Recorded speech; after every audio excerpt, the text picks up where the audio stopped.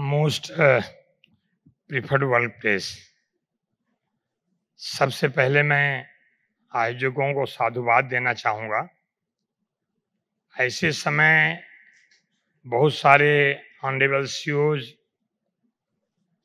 और बहुत लोग यहाँ उपस्थित हैं। इसी बीच में मेरी छोटी बहन डॉक्टर पल्लवी दराडे ने एक स्टोरी के माध्यम से हम सब लोगों को एक लाइन दे दिया कि मुझे मेरा काम करने दो। जब हम अपना काम करेंगे तो मुझे नहीं लगता है, क्योंकि अक्सर होता है कि लड़का अच्छा निकलता है तो कहते हैं वर्दी सन ऑफ वर्दी फादर। लड़का अगर खराब निकलता है तो लोग कहते हैं किस विद्यालय में पढ़ा था, किस टीचर ने पढ़ाया था, blame will go to the teachers. But worthy son of वर्दी फादर इन संस्कार बड़ी चीज होती है, और जो कल्चर है उसी संस्कार से लोगों के बीच में जाते हैं। भारत में कार्य संस्कृति और पसंदीदा मतलब हमारी कार्यबल की प्रवृत्तियां पिछले कुछ वर्षों में तेजी से बदली हैं। परंपरागत रूप से भारतीय कार्य संस्कृति में वरिष्ठता, अनुशासन, संगठनात्मक वफादारी को प्राथमिकता दी जाती रही है। हालांकि अब युवा जो पेशेवरों की बढ़ती भागीदारी से कार्यस्थलों में नई ऊर्जा और गतिशीलता आई है। आज के भारत में कंपनियां ऐसे कार्यबल को प्राथमिकता दे रही हैं जो तकनीकी रूप से दक्ष हों, नवीन विचारों को अपनाने में तत्पर हों, टीम व सहयोग की भावना से काम कर सकें। काम के प्रति समर्पण के साथ साथ कार्य जीवन संतुलन को भी महत्वपूर्ण माना जाने लगा है। स्टार्टअप, आईटी जैसे क्षेत्र में flexible working hours, work from home और खुला संवाद जैसे पहलुओं को बढ़ावा दिया जा रहा है। वहीं मैन्युफैक्चरिंग और पारंपरिक सेक्टरों में अब भी अनुशासन और निर्धारित प्रक्रियाओं पर जोर है। इसके अलावा भारत में विविधता से भरे कार्यबल, जिसमें महिलाएं, अनुभवी पेशेवर, युवा प्रतिभाएं, विभिन्न सामाजिक वर्गों के लोग शामिल हैं, उनको साथ लेकर चलने की संस्कृति विकसित हो रही है, जो भविष्य में भारत की वैश्विक प्रतिस्पर्धा को मजबूत बनाएगी। लीडर और डीलर में शब्द एक जैसे हैं। जब डी एल की जगह जाता है, एल डी की जगह जाता है, लीडर को डीलर नहीं होना चाहिए और डीलर को लीडर नहीं बनना चाहिए। डीलरशिप और लीडरशिप किसी भी जगह पे अगर हम हमको जो मेरा काम है मुझे करना है तो उसमें बड़ी अड़चन पैदा होती है। खास करके leadership not in the politics, leadership कहीं की हो, चाहे वो कंपनी की हो, चाहे सोसाइटी की हो, चाहे समाज की हो, कहाँ की हो। अगर हम लीड करेंगे से कंटिन्यूटी चेंज है, अतीत के नींव पर भविष्य का निर्माण है। एक समय था कि धागा और तकली और चरखे पे काते जाते थे, उस सूत के मोटे मोटे धागे होते थे, तो उस समय कुर्ता लोग पहनते थे, धोती लोग पहनते थे, कपड़ा लोग पहनते थे। आज जो पॉलिश्ड हो गया, चेंज हो गया है। आज जो पॉलिस्टर है, अलग अलग के ढंग के कपड़े हैं, अलग अलग ढंग की मशीनें हैं। और आज के युग में, जैसे डॉक्टर पल्लवी आपने उदाहरण बताया, मेरी ग्रैंड डॉटर 9 इयर्स ओल्ड की पढ़ रही थी यहाँ पे धीरू भाई मानी स्कूल बीकेसी में।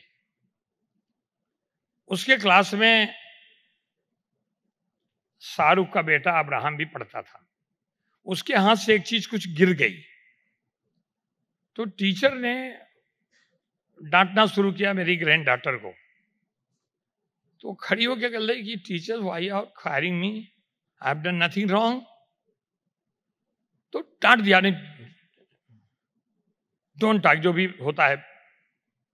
अब वो छोटी सी बच्ची घर पे आकर रोके मेरी बहू को कहती है कि मम्मा I don't want to study in that school. बोला अच्छा बाबा आएंगे तो बात करना। मैं शाम को आया तो उनका क्या हो गया नायटा?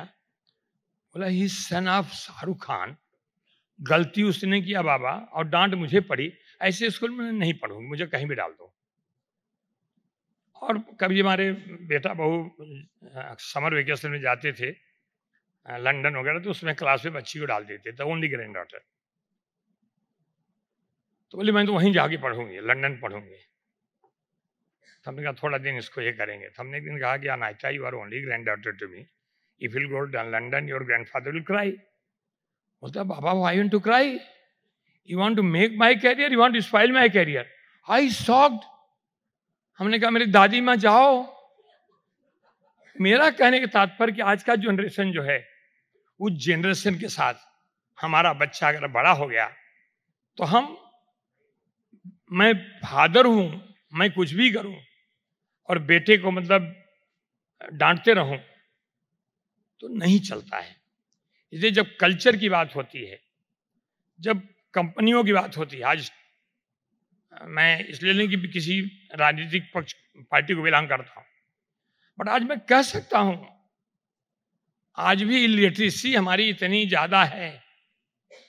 आज भी अभी एक छोटा सब्जेक्ट छिड़ गया, इस जगह नहीं बोलने के, लेकिन हम स्कूल की बेहतर बनाने के लिए नहीं झगड़ रहे हैं। हम एक चुनाव है, चुनाव पहले हम कैसे लोगों को अपनी तरफ कर लें।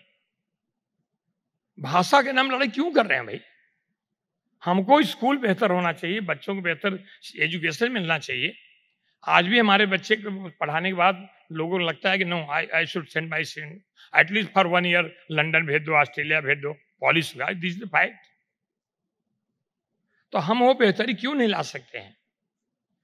मैं ज्यादा समय नहीं लूंगा, क्योंकि कभी कभी क्या होता है कि पॉलिटिशियन को मंच मिल जाए और माइक मिल जाए तो अपने हिसाब से चलते हैं।